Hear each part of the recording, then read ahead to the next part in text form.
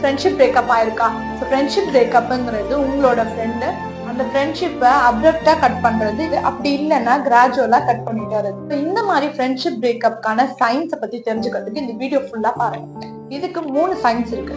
Lakh of communication. நீங்க தான் எப்பவுமே உங்க ஃப்ரெண்டுக்கு கால் பண்றதா இருக்கட்டும், மெசேஜ் பண்றதா இருக்கட்டும், இனிஷியேட் பண்றவங்களா இருக்கட்டும். Second one, miss match of vibe.